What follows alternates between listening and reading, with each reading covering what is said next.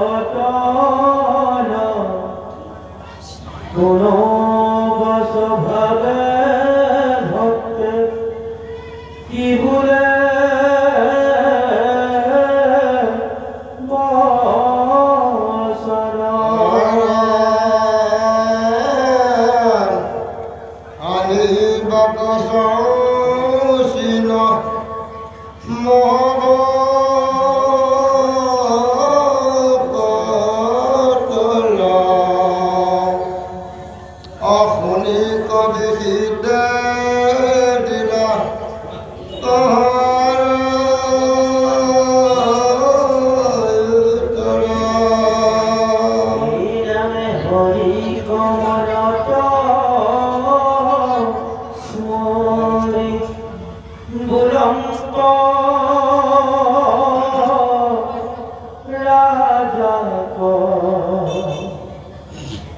ভকটর জীবা ধরব পুনাক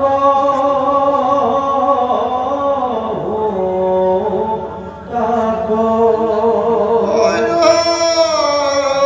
মিশরত দেখে জিতু সমস্তে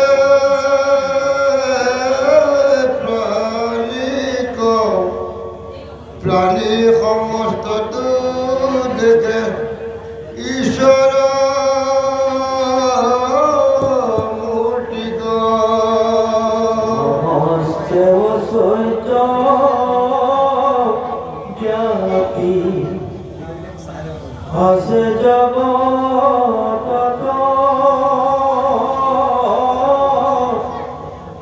হেন জিতু দেখে মহাভাব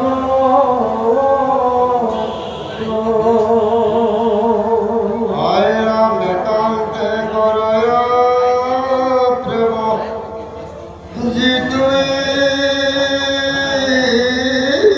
শরত অনিত্যটা জরে হরি ভগত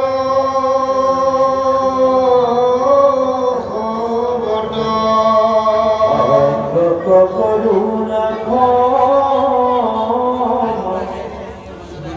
করে বিপদ কেহি জন জানিবা মই ধম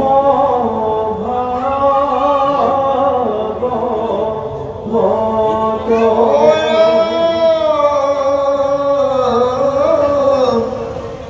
নপুজে ভক্ত মান্য নকরে প্রণিত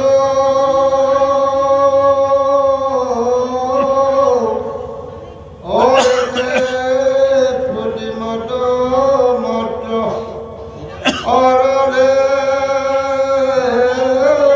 হরিক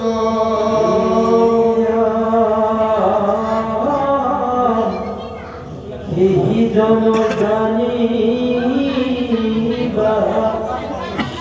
প্রাকৃত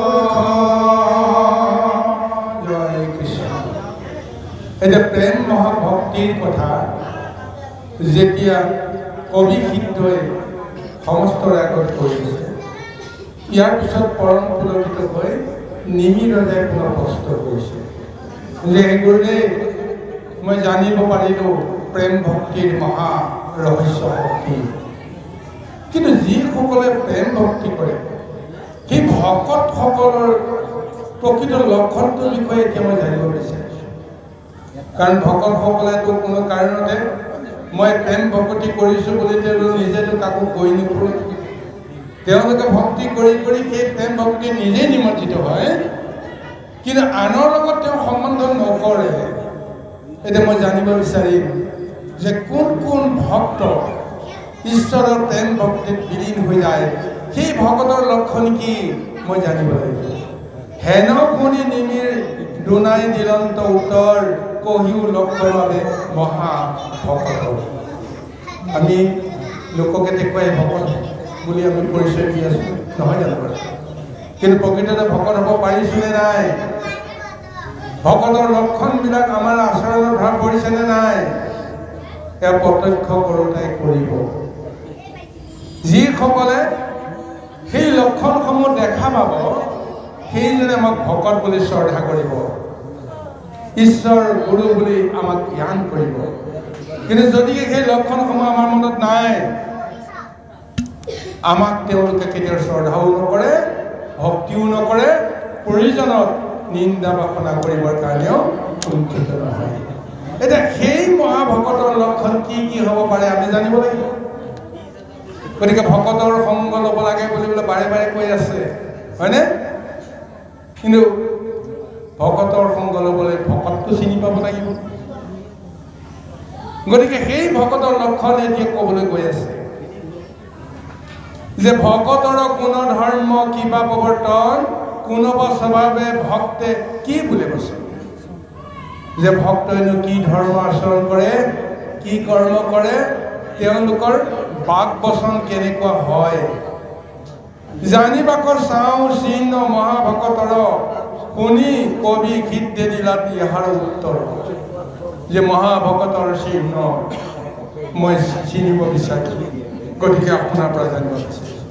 আনন্দ মনে কবি সিদ্ধই তেতিয়া হৰিক স্মৰণ কৰি ৰজাক সম্বোধন কৰি ক'লে, ধন্য ৰজা ধন্য, তুমি অন্তত ভকতৰ লক্ষণ তুমি চিনিব বিচাৰিছা। অৰ্থাৎ তুমি যে এজন মহাভকত, ইতিমধ্যে নিজকে তোমাৰ লক্ষণতেই প্ৰমাণ কৰি দিছা। ভকতৰ বিষয়ে যেতিয়া তেওঁ জানিব বিচাৰিব, কোনে বিচাৰিব? ভকতেহে ভকতৰ কথা জানিব বিচাৰিব।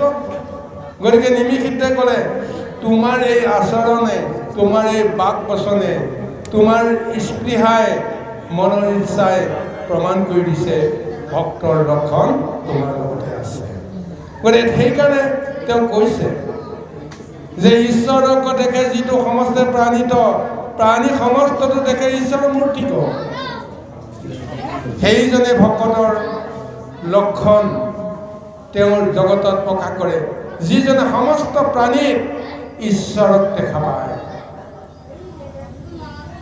এই ঈশ্বৰেই সমস্ত জীৱৰ মাজত আত্মাৰূপে প্ৰকাশ পায়। এই স্বৰূপটো যিজনে দেখা পাব, সেইজনে সমস্ত মূৰ্তিতেই কেৱল ঈশ্বৰকে দেখা পায়। তেওঁৰ কাৰণে কোনো জীৱ উচ্চ আৰু নিজ হ'ব নোৱাৰে। তেওঁৰ কাৰণে সমস্ততে ঈশ্বৰ মূৰ্তিয়ে যদি দেখা পায়, তেতিয়াহ'লে সেইজনৰ যিটো মনৰ চিন্তন, বিচাৰ, যিটো তেওঁৰ শক্তি, সেই শক্তিয়ে প্ৰমাণ দিয়ে সমস্ত ঐশ্বৰ্য ব্যাপী আছে জগতত। হেন যিটো দেখে সিটো মহাভাগ, যিজনে সমস্ত ঐশ্বৰ্য, সমস্ত সম্পদত কেৱল ঈশ্বৰৰ ঐশ্বৰ্য দেখা পায়। আমি চাওকচোন, আমি দুটা বস্তু আমি সদায় গুৰুত্ব দিওঁ, ভাল আৰু বেয়া, হয়নে নহয়? কুসংগ আৰু দুসংগ, এই দুটাৰ মাজত আমি এটা বাছি লওঁ। সেইকাৰণেই আমাৰ কৰ্মদোষ হয়। কিন্তু ভগৱন্তৰ বিচাৰত ভাল আৰু বেয়া থাকিব নোৱাৰে। ভগৱন্তৰ বিচাৰত দেৱতা আৰু দৈত্য বুদ্ধি থাকিব নোৱাৰে, কাৰণ ভগৱন্তৰ বিচাৰত তেওঁৰে যদি পৰমাত্মা সমস্ততে বিৰাজিত হৈ আছে, তেতিয়াহ'লে কাক তেওঁ হীন বুলি ক'ব, কাক তেওঁ উচ্চ বুলি ক'ব? কেৱল মায়া জগতত এই অজ্ঞানীসকলক বুজাবৰ কাৰণে ভাল আৰু বেয়া দুটা দৰ্শন দিছে। বাহিৰৰ জগতত ভাল বেয়া দৰ্শন দি সেই বাহিৰৰ জগতৰ জ্ঞানটো অন্তৰ জগতলৈ নিবৰ কাৰণে আমাক প্ৰযত্ন কৰাইছে। বাহিৰত যে বেয়া বুলি কৈছোঁ, কাৰোবাক কিহৰ কাৰণে বেয়া? যে কাৰোবাক তেওঁ ভয় খুৱাই, ভাবুকি খুৱাই, কাৰোবাৰ পৰা ধন সম্পদ লুণ্ঠন কৰে ইত্যাদি ইত্যাদি, এই গুণবিলাকৰ কাৰণে তেওঁ বেয়া।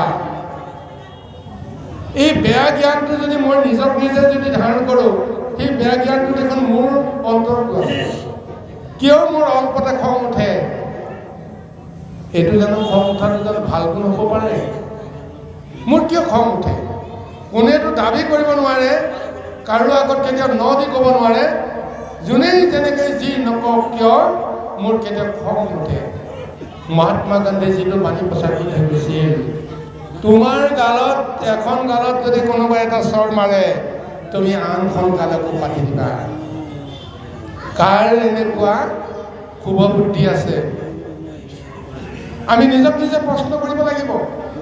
কিন্তু সমস্ত জগততেই যদি ঈশ্বৰৰ মূৰ্তিকে দেখা পায়, এইকাৰণে প্ৰহ্লাদে যে আপোনাৰ অন্তিম মুহূৰ্তত হিৰণ্যকশিপুৰক কৈছিল যে হে পিতৃদেৱ, কিন্তু ঈশ্বৰ দেখোন সমস্ততে আছে, মই দেখোন সমস্ততে ঈশ্বৰকে দেখা পাই আছোঁ, হিৰণ্যকশিপুৰটো দেখা নাই। কিন্তু প্ৰহ্লাদে কৈ আছে মই চবতে দেখিছোঁ ঈশ্বৰক, চবতে ঈশ্বৰেই আছে। হিৰণ্যকশিপুৰে তেতিয়া কৈছিল যদি তোমাৰ এই ঈশ্বৰটো ক'ত আছে মই দেখা নাই, কিন্তু কৈ দিয়া এই স্তম্ভটোত এই খুঁটাটোত আছেনে? প্ৰহ্লাদেতো ক'ব লগা হৈ গ'ল যে হয় ইয়াতো আছে। এতিয়া এইখিনিতে আমি বহুতে কয় যে প্ৰহ্লাদে মিছাই ক'লে। তেওঁ উপায়ন্তৰ হৈ ক'লে যে ভগৱন্ত ইয়াতো আছে। তেওঁৰ বাক্য ৰক্ষা কৰিবৰ কাৰণে ভগৱন্তই আজি সেই স্তম্ভটোতে ৰূপ ল'ব লগা হ'ল। কিন্তু প্ৰকৃততে প্ৰহ্লাদক ভগৱন্তই দেখুৱাই থকাটোৱে সত্য হয়। স্তম্ভটো চাইছে, স্তম্ভটোতো ভগৱন্তই আছে, সেইকাৰণে তেওঁ হয় বুলি কৈছে, তেওঁ মিছা কোৱা নাই। কিন্তু তেওঁ বুজিবই পৰা নাই কোনো। আৰু এইটো লীলাতে ভগৱন্তক বিচাৰি হিৰণ্যাক্ষই সেই স্তম্ভটোত গদাৰে কোবাই ভাঙি পেলালে মুহূৰ্তৰ ভিতৰতে। প্ৰমাণ ওলাই গ'ল, তাতেই নৰসিংহৰূপে ভগৱন্ত মহা অৱতাৰ হৈ গ'ল। তদ্ৰূপ আমাৰ প্ৰত্যেক সম্পদতে, জড় হওক চৈতন্য হওক, সমস্ত সম্পদতে কেৱল ঈশ্বৰ আছে। নাই বুলি আমি অনাদৰ কৰিব নোৱাৰোঁ। শুকান জেওৰা খৰি এডাল পৰি আছে, তাক জড় পদাৰ্থ, নিৰ্জীৱ পদাৰ্থ বুলি আমি অনাদৰ কৰিলে হ'বনে বাৰু?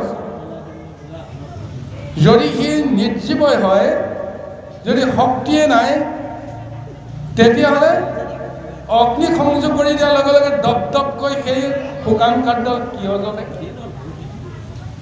তাৰ মানে বুজিব লাগিব সেই শুকান কাঠডালতো অগ্নিৰ শক্তি বিদ্যমান।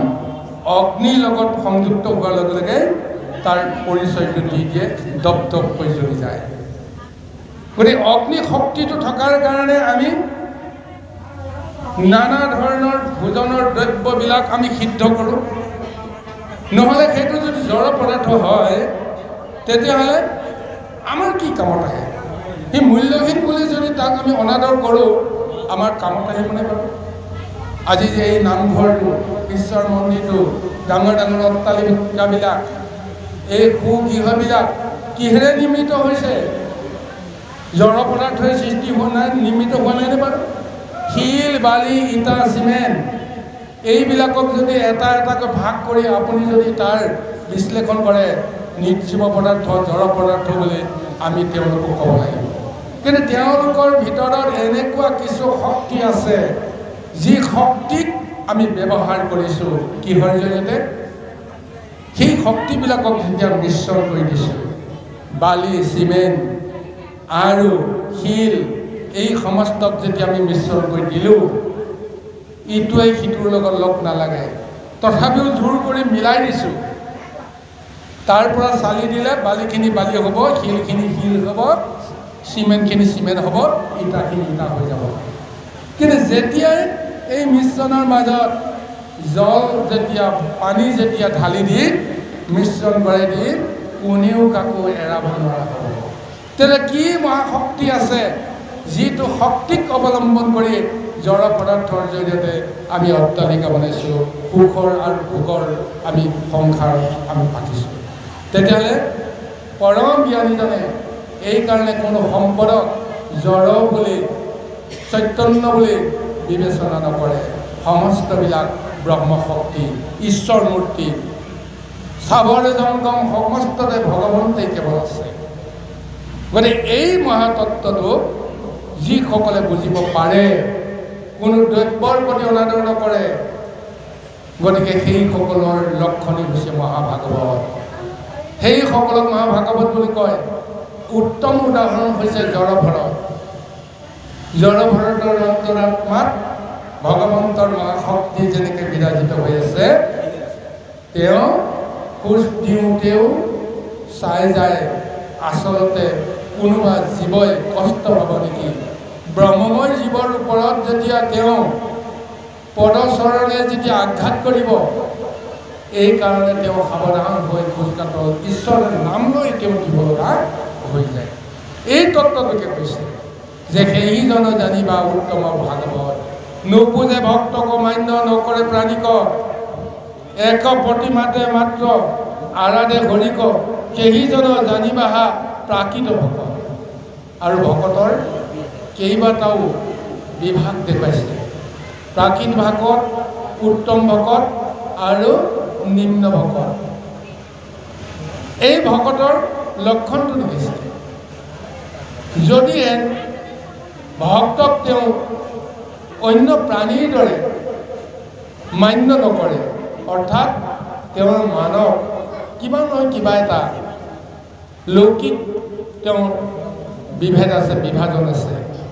সেইকাৰণে কৈছে কৃষ্ণ ইয়াৰ আগত কৈছে যে একান্ত কৰাৰ টাইমত যিটো ঈশ্বৰত মিত্ৰতা আচৰে হৰি ভকত সবত, ঐক্যক কৰোণা ক্ষমা কৰে বিপক্ষত, জানিবা জন হেতু মধ্যম ভকত। সমস্ত ঈশ্বৰক ঠিক তেনেদৰে যদি তেওঁ উত্তম ৰূপে সমস্ত দ্ৰব্যতে যদি তেওঁ পালন কৰে, সেয়া হৈছে প্ৰকৃত ভকত। আৰু যদিহে তেওঁ ঈশ্বৰক ভক্তি কৰা ভক্তসকলৰ লগত সম্বন্ধ কৰে, তেতিয়াহ'লে ঐক্যজনক তেওঁ যদি ক্ষমা কৰে, দয়া কৰে, কৰোণা কৰে, তেনেদৰে তেওঁ যদি ভকতিৰ লক্ষণ প্ৰকাশ কৰে, সেইজনক কোৱা হৈছে মধ্যম ভকত। আৰু লগতে এইটো কৈছে, নুপুজে ভক্তক মান্য নকৰে প্ৰাণী, একে প্ৰতিমাত্ৰ মাত্ৰ আৰাধে হৰি, সেইজন জানিবা প্ৰাকৃত ভকত, আৰু হৈ আছে তেওঁ ভক্তিৰ পথ। আৰু যদিহে তেওঁ একৰ বাহিৰে বেলেগত বিশ্বাস নকৰে, এক প্ৰতিমাৰ বাহিৰে অন্য প্ৰতিমাত তেওঁ ঈশ্বৰ বুলি জ্ঞান নকৰে, তেতিয়াহ'লে জানিব লাগিব তেওঁৰ কিছু হীনমন্যতা আছে। আৰু সেই হীনমন্যতাই পূৰ্ব জন্মৰ সংস্কাৰ জড়িত হৈ আছে। সেইসকলক আৰু যিটো প্ৰকৃতি, সেই প্ৰকৃতিয়ে লগ ধৰাৰ কাৰণত কাৰোবাৰ প্ৰতি তেওঁ ভক্তি আচৰণ কৰে, কাৰোবাৰ প্ৰতি তেওঁ হীনমন্যতা আচৰণ কৰে। তথাপিও সেই ভক্তিও যদিও কিছু জ্ঞানৰ বা দৰ্শনৰ পাৰ্থক্য দেখা যায়, যি ভক্তি কৰে, যাকেই তেওঁ ঈশ্বৰ বুলি জ্ঞান কৰে, সেই ভক্তিৰ ফলতো তেওঁ কিবা নহয় কিবা এটা ফল পাব। অনুক্ৰমে উত্তম হৈবেক সিউজন, একোমতে নোহে জানা নিন্দাৰ ভাগ। কৃষ্ণৰ নামত যেনেকেই ভক্তি নকৰক, প্ৰাকৃত ভক্তই হওক, উত্তম ভক্তই হওক বা মধ্যমেই হওক বা আৰু ভকতেই হওক, তেওঁ দুখাদুখ থাকিলেও সেই দুখাদুখৰ মাজেৰেও এদিন তেওঁ উত্তম ভক্তিৰ পাত্ৰ হ'ব পাৰে, তেওঁ নিন্দাৰ পাত্ৰ হ'ব পাৰে। অৰ্থাৎ আমাক ক'বলৈ গৈছে কি সাধাৰণ দৃষ্টিৰে এবাৰ হ'লেও তেওঁ যদি হৰিৰ নাম শুদ্ধ অন্তৰৰ সৈতে যদি স্মৰণ কৰে ভক্তি কৰে তেতিয়াহ'লে সেইজন ভক্তক ভগৱন্তে নিজৰ ভক্ত বুলি তেওঁ গণ্য কৰে। সেই ভক্তিৰ ফল এদিন হ'লেও তেওঁক দিবৰ কাৰণে ভগৱন্তক বাধ্য থাকে। সমস্ত সংস্কাৰ মুক্ত কৰিও এদিন হ'লেও তেওঁক কৃপা কৰে।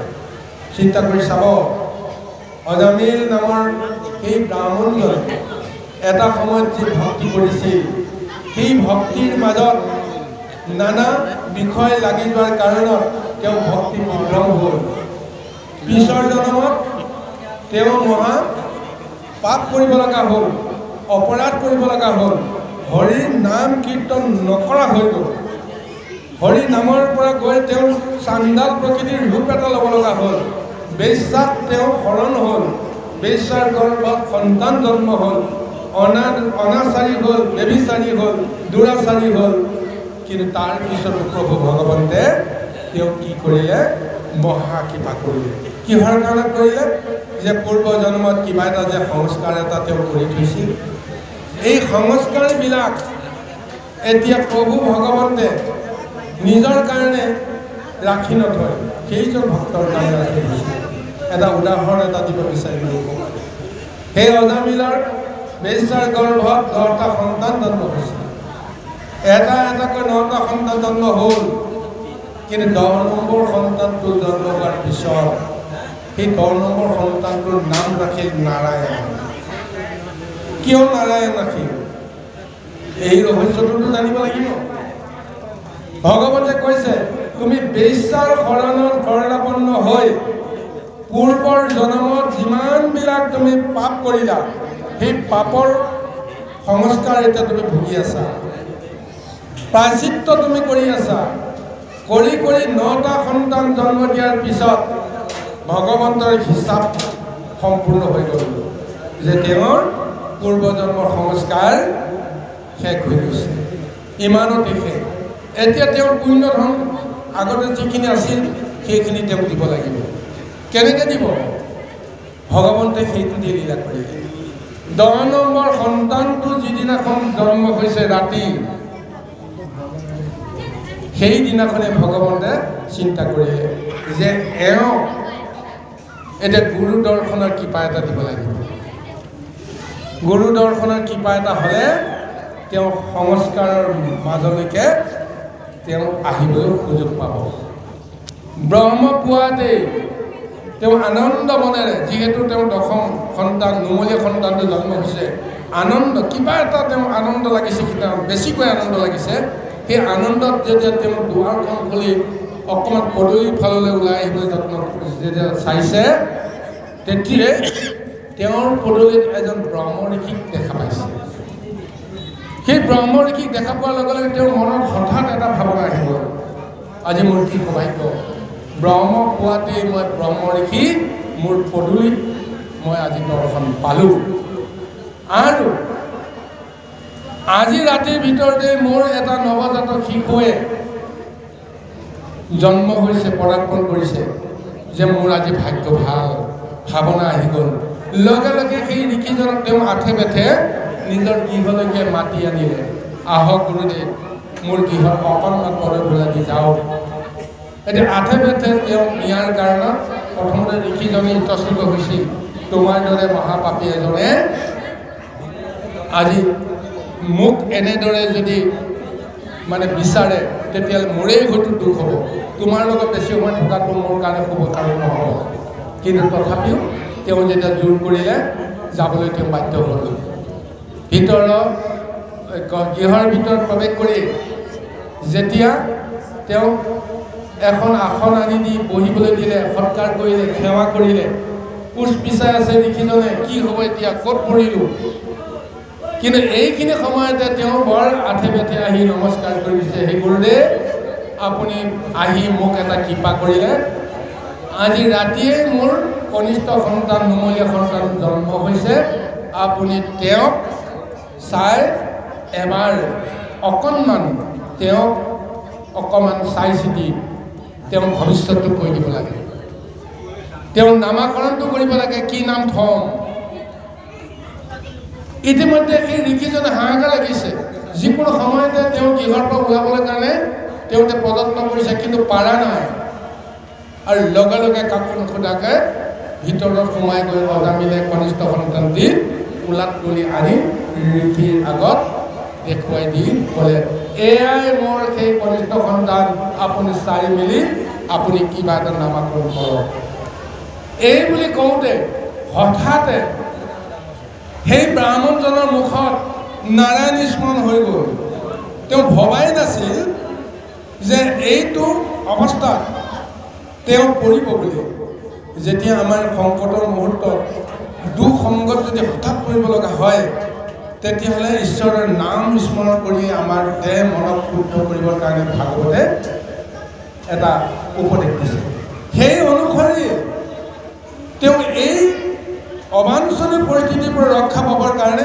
হঠাৎ তেওঁ নাৰায়ণ নামটো উচ্চাৰণ কৰিলে নাৰায়ণ নাৰায়ণ নাৰায়ণ এই নামটো শুনাৰ লগে লগে সেই অজামিলৰ মনত সেই ভাৱটো আহি গ'ল আনন্দ হৈ গ'ল লগে লগে কৈ দিলে হে গুৰুদেৱ হ'ব এই নামটোকে মই মোৰ ল'ৰাটোক থৈ দিম নাৰায়ণ নাৰায়ণ নাৰায়ণ ব্ৰাহ্মণে ভাবিবই পৰা নাছিল যে তেওঁৰ সেই পুত্ৰটোক মই নাৰায়ণ নামটো থওঁ বুলি অন্তৰ্যামী প্ৰভু ভগৱানৰ নাৰায়ণ নাম লওঁতে সেই নাৰায়ণ নামটো অজামিলে গ্ৰহণ কৰিলে ভাল পালে যে আজিলৈকে মই ঈশ্বৰৰ নামত কোনো নামাকৰণ কৰা নাছিলোঁ মই কনিষ্ঠ সন্তানক মই নাৰায়ণ নামটোকে মই ৰাখি থলোঁ আৰম্ভ হৈ গ'ল নাম জপ নামৰ তপ উঠোঁতে বহুতে খাওঁতে শুওঁতে সকলো সময়তে নাৰায়ণ নাৰায়ণ উঠ নাৰায়ণ বহ নাৰায়ণ আহ নাৰায়ণ খা নাৰায়ণ শয়নে সপোনে কেৱল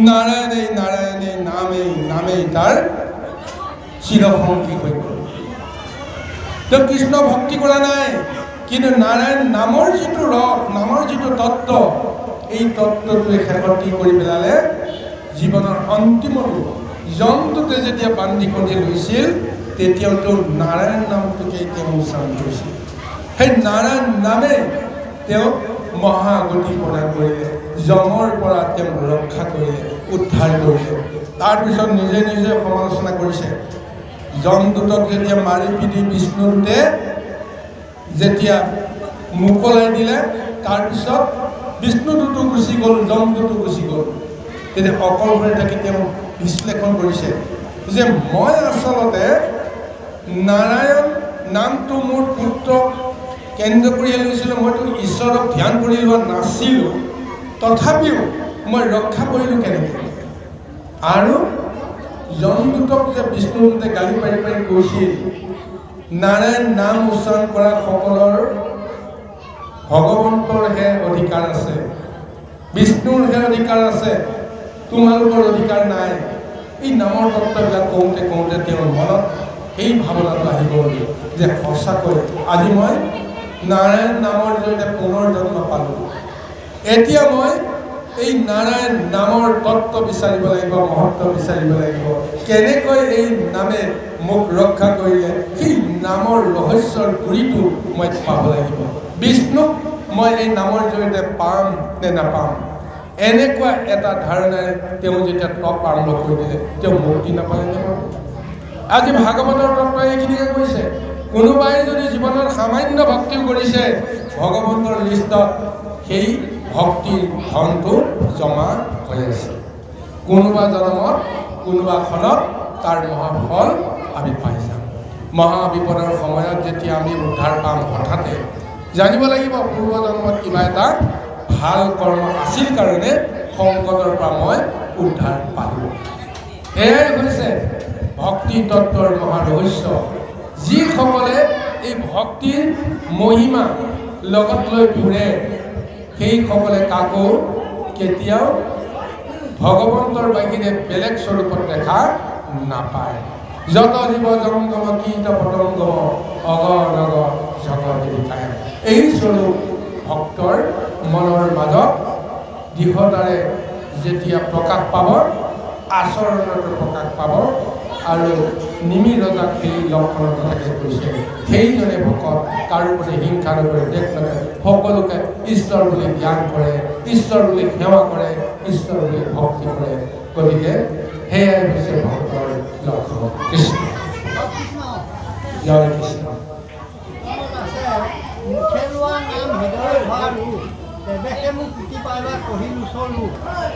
এতিয়া অলপ পিছতে যে তেনেকৈ ক'লে মুখত নাম লোৱাকৈ হৃদয় হয় কৃষ্ণ। এই ব্যৱস্থাটো হৈছে ভক্তিৰ উচ্চ স্তৰৰ ব্যৱস্থা নে? এতিয়া যে এই আৰু সুযোগীৰ কথা কোৱা হয়, মুখে লোৱা নাম হৃদয় ধৰে ৰোগ, এতেকে মুখতে পাবা কহিলো স্বৰূপ। ঈশ্বৰকটো আমি চিনিয়ে পোৱা নাই। গতিকে ঈশ্বৰৰ নামটো প্ৰথমতে ল'ব লাগিব। আৰু ঈশ্বৰনো কেনেকুৱা আমিতো দেখা নাই, কিন্তু আমাক দেখুৱাই দিছে নহয়। আমি দেখা নাই, কিন্তু আমাক দেখুৱাই থৈ দিছে। ক'ত দেখুৱাই থৈছে?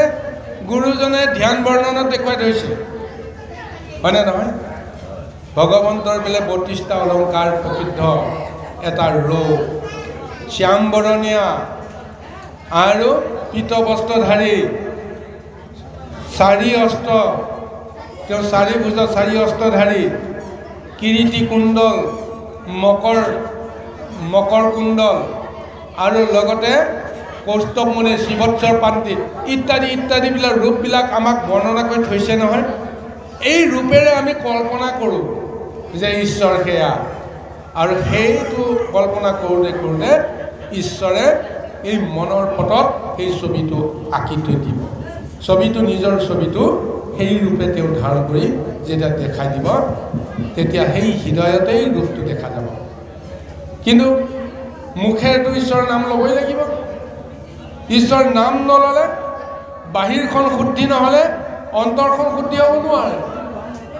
গতিকে এয়াই ব্যৱস্থাটো। গতিকে সেই ব্যৱস্থাটোৱে এতিয়া আমাৰ ভাগৱতত তাকেই যেন প্ৰকাশ কৰি গৈ আছে। আহক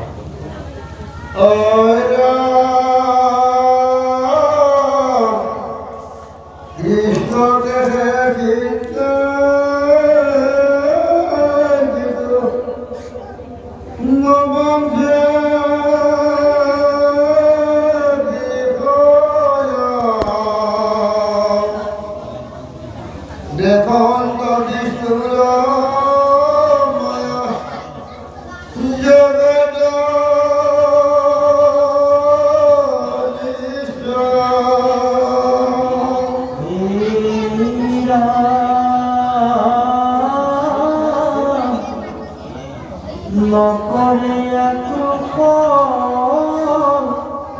দেখ কিনিছিতো মনত,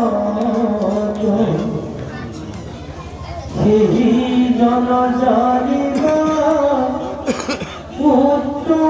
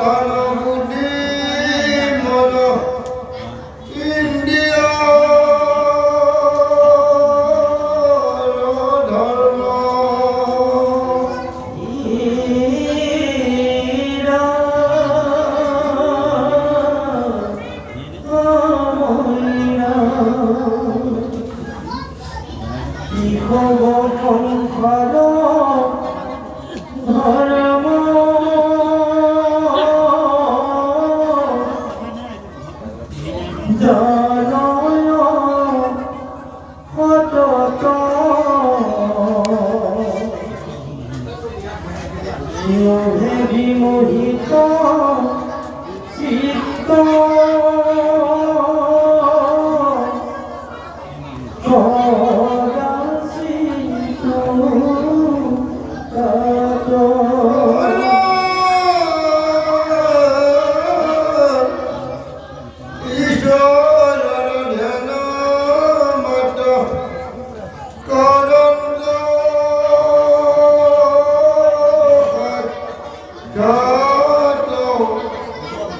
জানি মানি ভটি কিন্তু উত্তম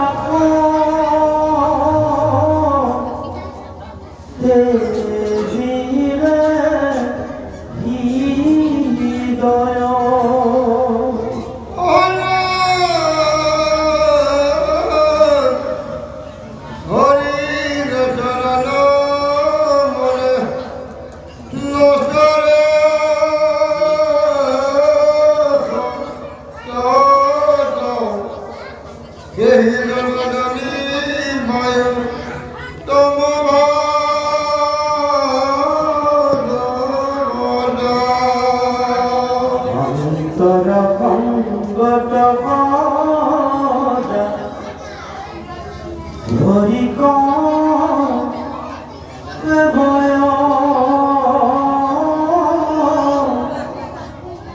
জানিবানি কতি সেই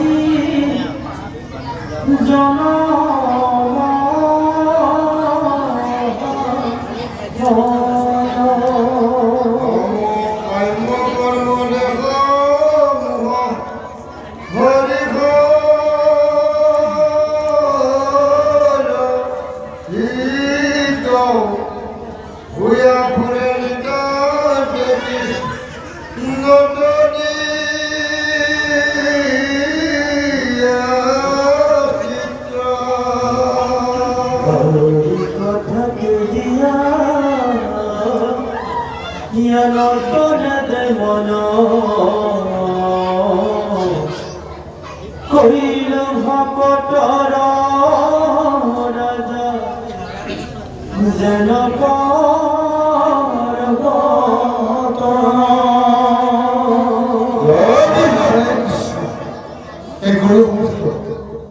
এটা কীৰ্ত পুৰুষ কবিয়ে পুনৰ ইচ্ছাক নন্দনক নিমিৰ ৰজাক পুনৰবাৰ কৈছে যে মহাৰাজা মই যে মহাভাগৱতৰ লক্ষণ কওঁ শুনক।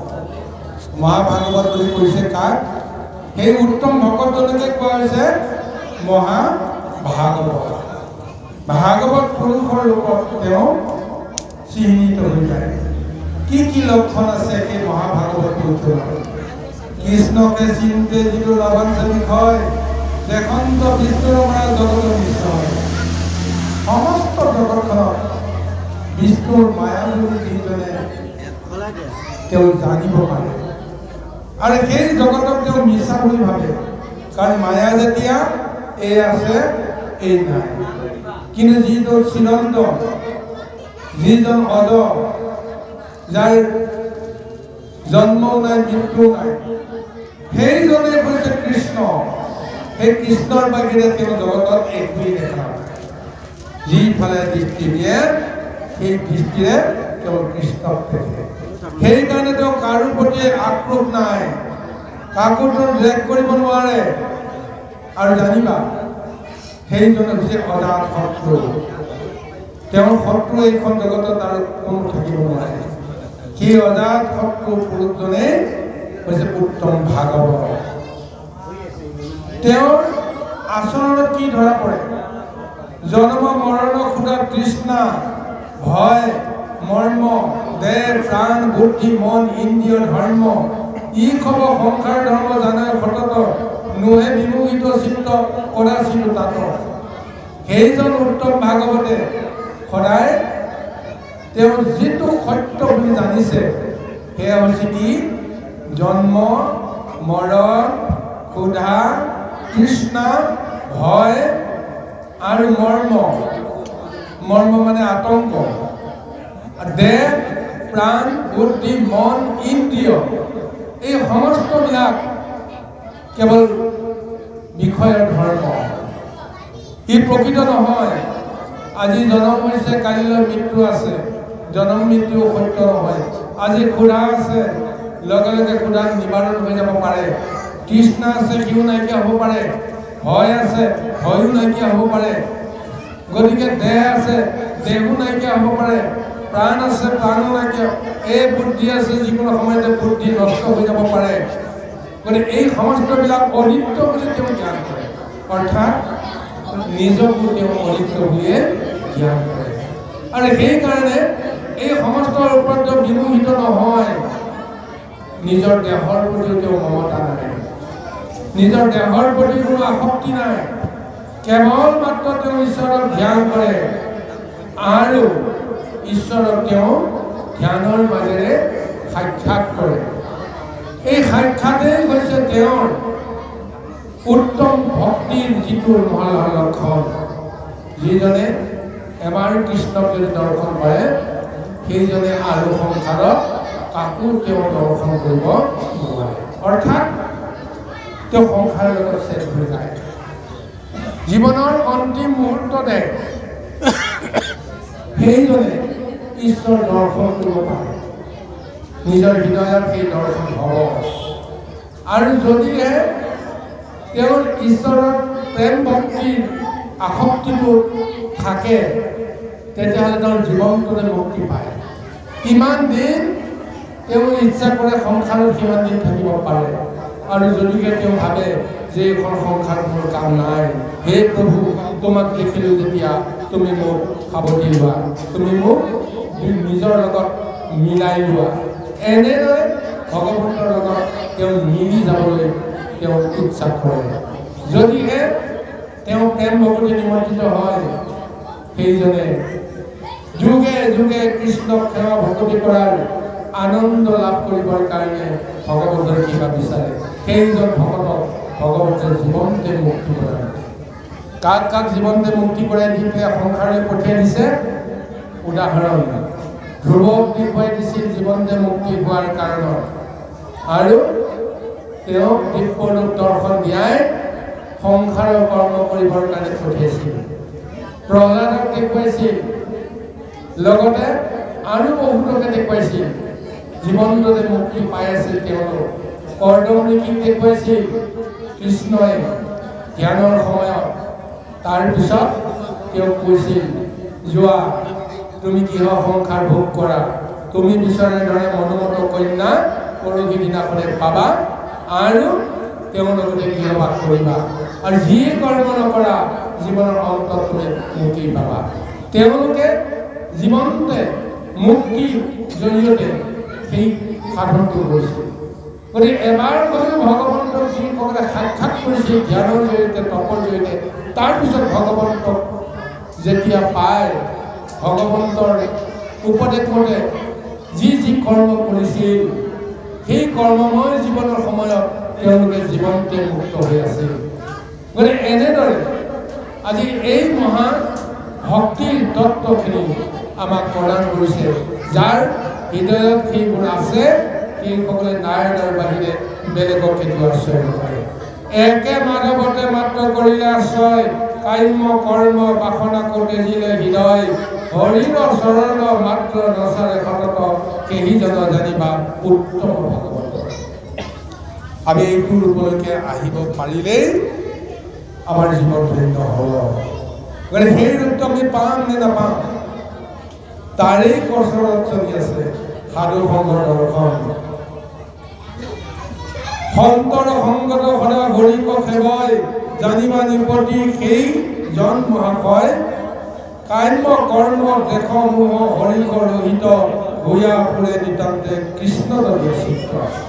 সেইজন ভগতৰ মনত কোনোদিন দুখ নাই, কোনোদিন দেশ বুদ্ধি নাই, কাৰোৰ প্ৰতি মোহ নহয়, কাৰোৰ প্ৰতি আনন্দিতও নহয়, কাকো তেওঁ প্ৰশংসাও নকৰে, কাৰো নিন্দা বাসনাও নকৰে, কেৱল ঈশ্বৰক তেওঁ ধ্যান কৰে।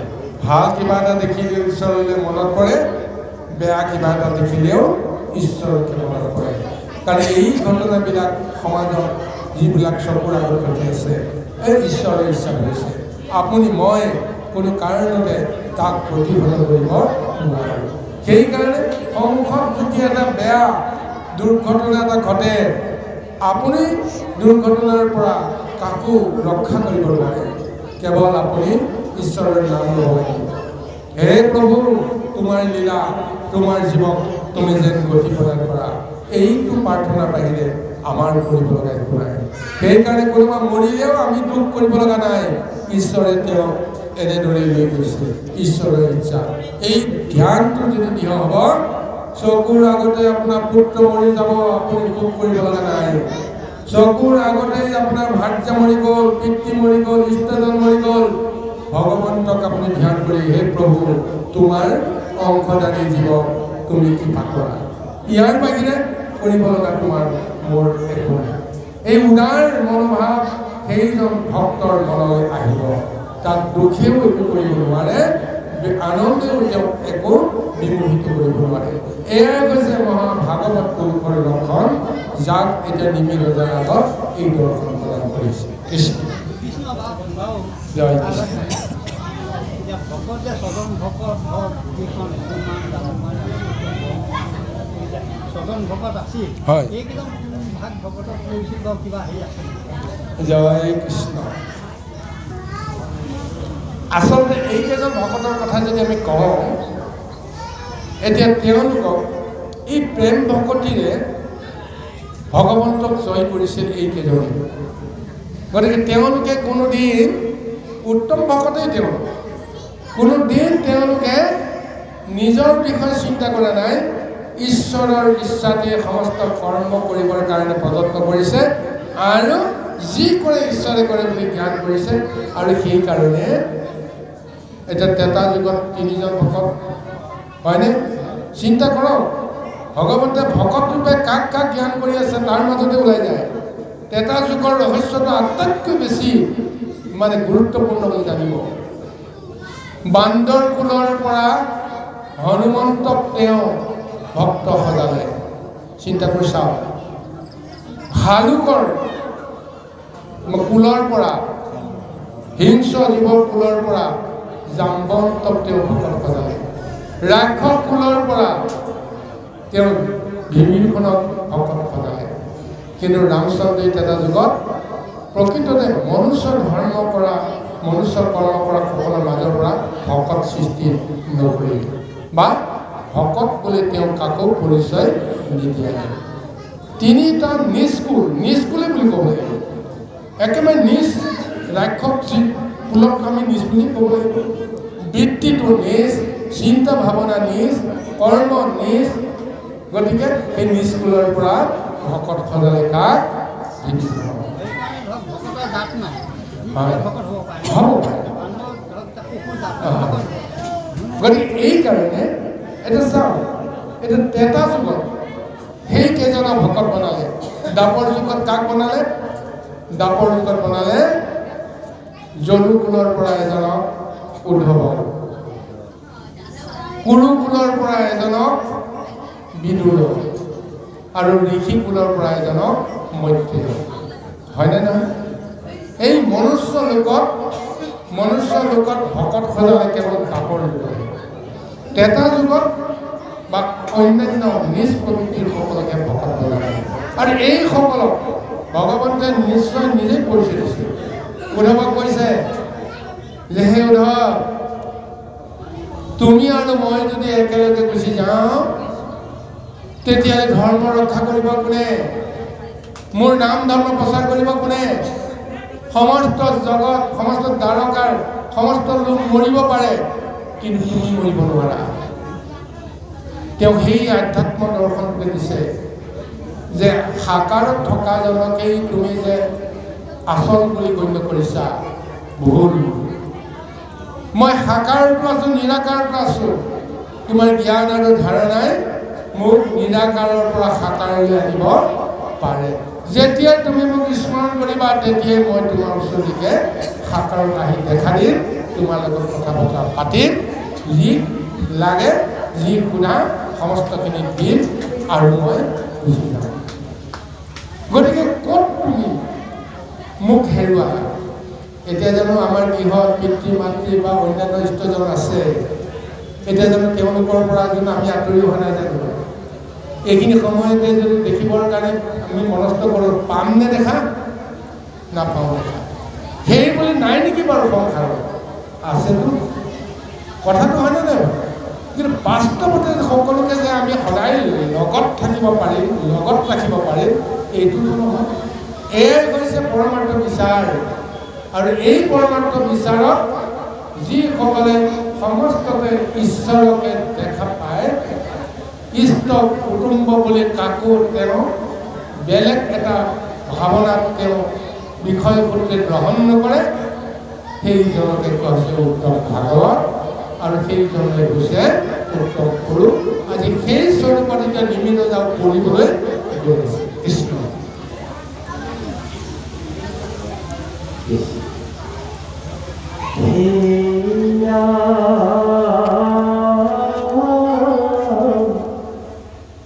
ফুল কৰে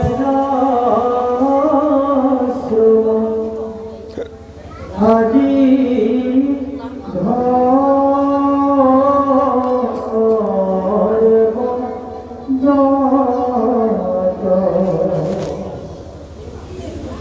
উত্তম বুলিয়া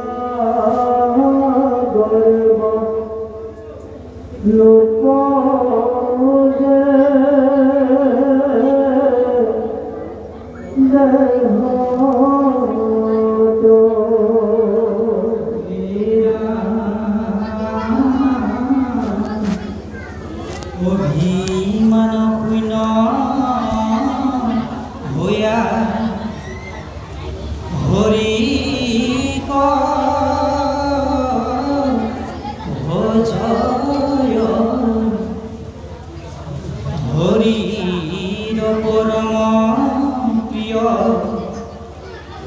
সেহি জন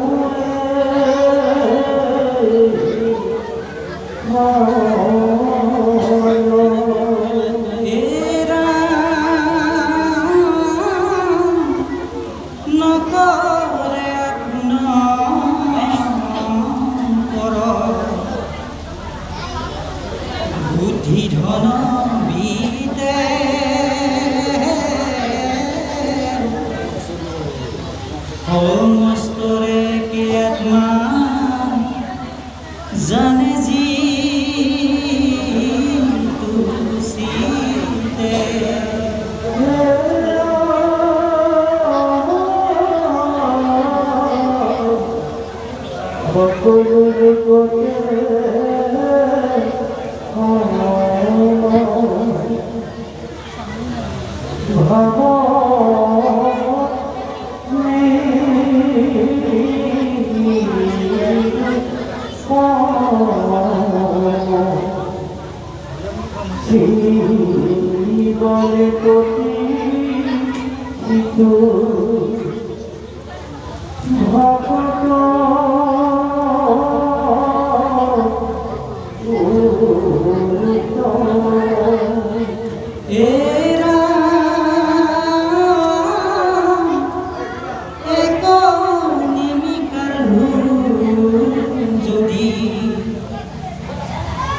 হেরে হরি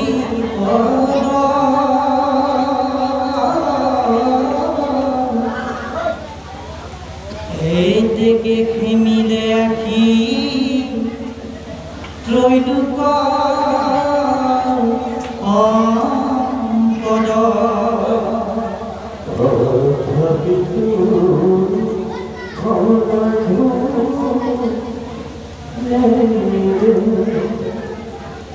কৃষ্ণ রসর সেই মহাফল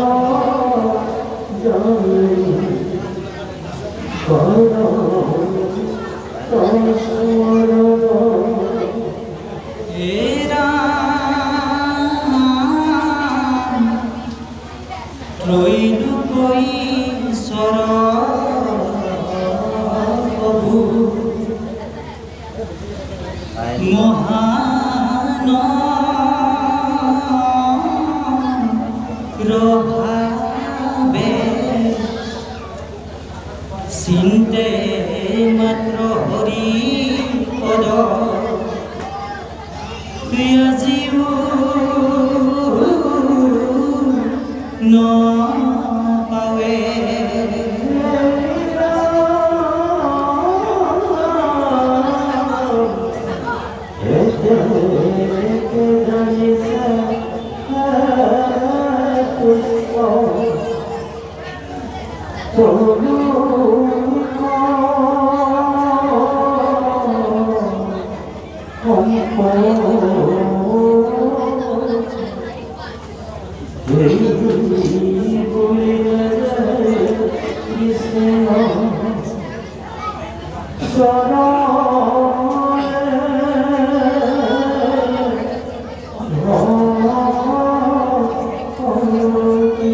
জয়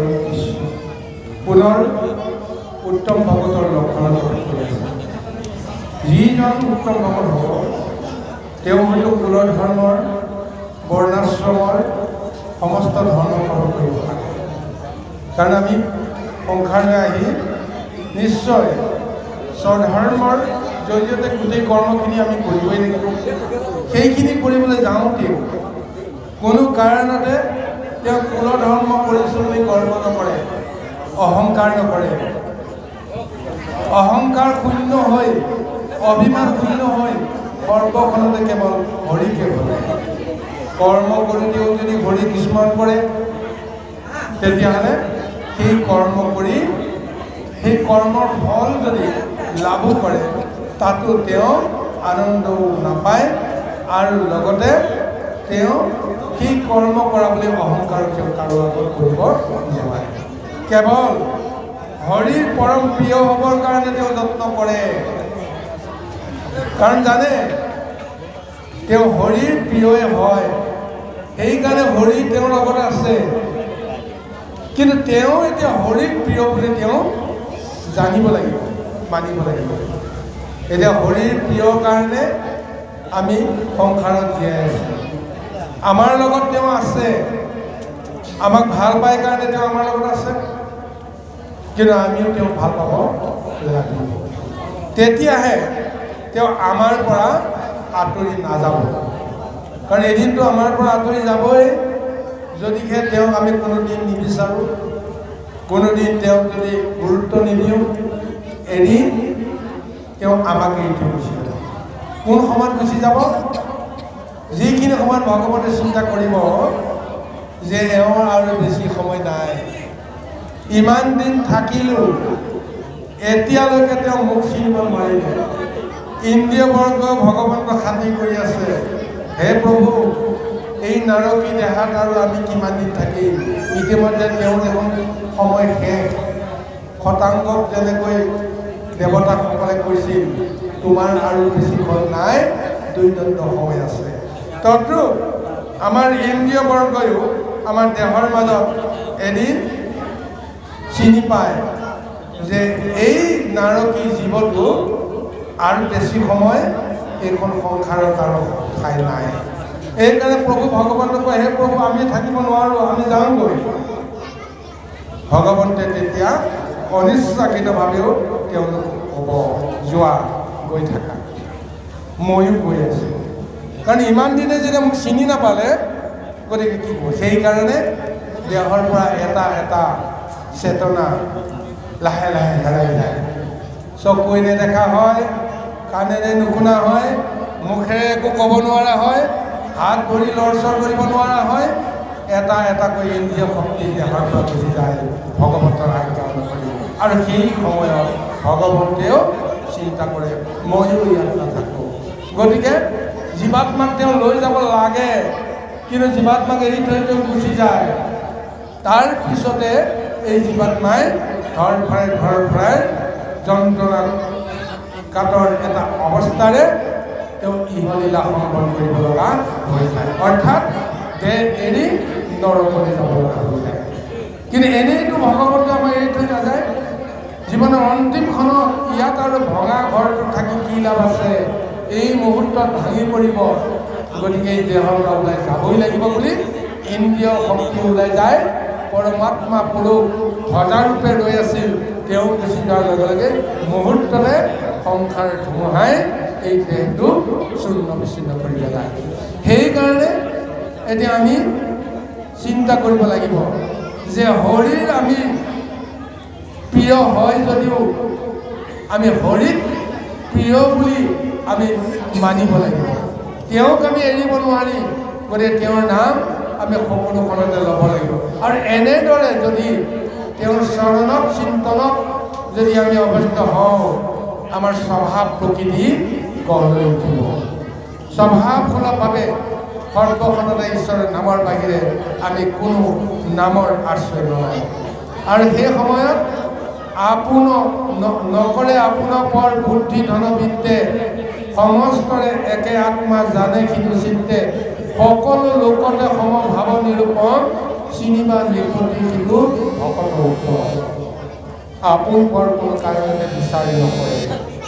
আৰু আপোন পৰ কৃষ্ণ যেতিয়া তেওঁৰ গৃহত উপস্থিত হৈছিল, সমস্ত ৰাজ্যৰ ধন ঐশ্বৰ্য বিভূতি বিষয় বৈভৱ কৃষ্ণৰ নামতে তেওঁ সমৰ্পণ কৰিলে।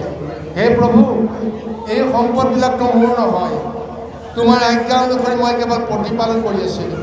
তুমি যেতিয়া মোৰ ওচৰলৈকে আহিলা, সাক্ষাৎ আহিলা, এই সম্পদবিলাক মোৰ কি প্ৰয়োজন, গতিকে সমস্ত মই তোমাকেই অৰ্পণ কৰিলোঁ।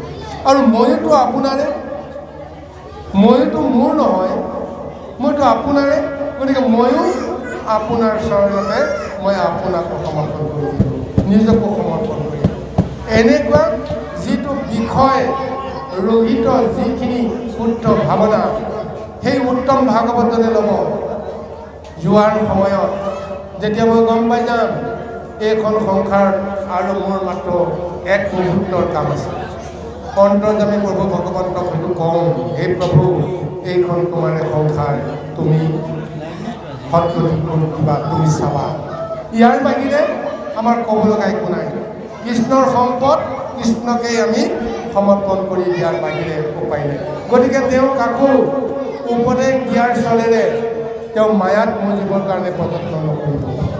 উপদেশ দিয়া মানে ইমানখিনি কৰিবা, সিমানখিনি কৰিবা, ইমানখিনি কৰিবা বুলি কোৱাৰ লগে লগে তেওঁৰ প্ৰতি মোৰ মায়া থাকি, তেওঁৰ প্ৰতি মোৰ দয়া থাকি, তেওঁৰ প্ৰতি মোৰ কৃপা থাকি, সহিষ্ণুতা থাকি, এনেকুৱা অনুভূতিবিলাককো আমি ঈশ্বৰৰ চৰণতে সমৰ্পণ কৰিব পাৰিব লাগিব।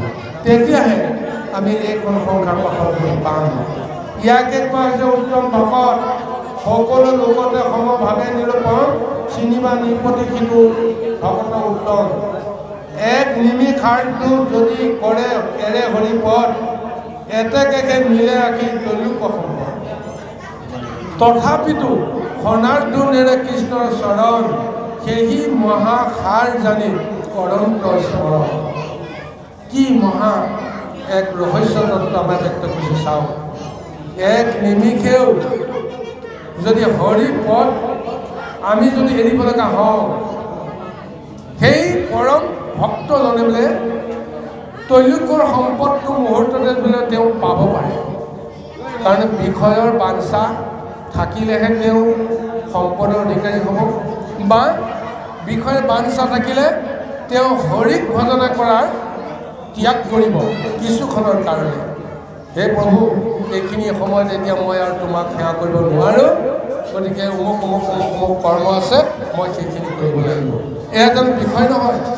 ভক্তজনে যদি বিষয় বাঞ্ছা কৰে, ভগৱন্তে ক'ব যি বিচাৰিছা মই তাতোকৈ 3 কৰিলোঁ, 10 গুণ দিলোঁ। ধ্ৰুৱই কি বিচাৰিছিল যে হে প্ৰভু, মোৰ মাতৃৰ কিমান দুখ, মাতৃৰ দুখ মই সহ্য কৰিব নোৱাৰোঁ, গতিকে এনেকুৱা সম্পদ দিয়ক যি সম্পদ যেন 3 তৈলোকতে আজিলৈকে কোনেও লাভ কৰা নাই। ভগৱন্তে ক'লে হ'ব, তুমি মোৰ উত্তম ভকত, তুমি মোৰ পৰা বিচাৰিছা, মই নিদিম, কিন্তু তুমি যি বিচাৰিছা আজি জগতত সেই সম্পদটো আজিলৈকে মই সৃষ্টিয়ে কৰা নাই। 3 তৈলোক সপ্ত বৈকুণ্ঠ 14 ভুৱন, এই সমস্তৰ ঊৰ্ধত মই তোমাক দিম। গতিকে সেইকাৰণে ধ্ৰুৱৰ কাৰণে তেওঁ পুনৰ আৰু এখন সৃষ্টি নিৰ্মাণ কৰিব লগা হ'ল। তেওঁ কৈ দিলে মোৰ উপদেশ মতে তুমি গৃহলৈ যোৱা, তুমি ৰজা হোৱা, তোমাৰ দৰে এজন মহাভক্ত যদি ৰজা হয়, সমস্ত নৰসকল ভক্ত হৈ পৰিব। আৰু এই ভক্তসকলে বিষয় ভোগ কৰিও যদি মোক চিন্তা কৰে, মোক ভক্তি কৰে, সেইটোকে মই বিচাৰোঁ। আৰু জীৱনৰ অন্তিমত মই তোমাক মনে বিচৰাতকৈও মহাসম্পদ তোমাৰ কাৰণে মই তৈয়াৰ কৰি থৈ দিম। আৰু সেইকাৰণে স্বয়ং প্ৰভু ভগৱানে ধ্ৰুৱৰ কাৰণে এখন সুকীয়া লোক তৈয়াৰ কৰিলে। 3 তৈলোকৰ ঊৰ্ধত সেই ভ্ৰমণখন ধ্ৰুৱৰ কাৰণে তৈয়াৰ কৰি সকলোতকৈ উচ্চত তেওঁ স্থান দিলে, অৰ্থাৎ সমস্ত জগতৰে অধিপতি কৰি তেওঁ আজিও ৰাখি দিছে। সকলোৰে ওপৰত থকা মানে সকলোৰে অধিপতি হোৱা নাই জানো বাৰু স্বৰূপত সেইটো গতিকে এই মহাতত্ত্বই আমাৰ বিষয় জগতখন ভগৱন্তে চলাই আছে গতিকে একান্ত ভকতজনে যদি নিবিড়ভাৱে ভগৱন্তক যদি বিচাৰে তেতিয়াহ'লে ভগৱন্তে তেওঁক সংসাৰৰ পৰা মহামুক্তি প্ৰদান কৰিব উত্তম ভকত সেই উত্তম ভকতজনে বিষয় সংসাৰ থাকিলেও ভগৱন্তেৰে লাভ হ'ব ভগৱন্তেৰ কৰ্ম হ'ব সেইকাৰণে তেওঁ এই প্ৰস্থান দি জগতৰ আগত এটা আদৰ্শ প্ৰতিষ্ঠা কৰে কৃষ্ণ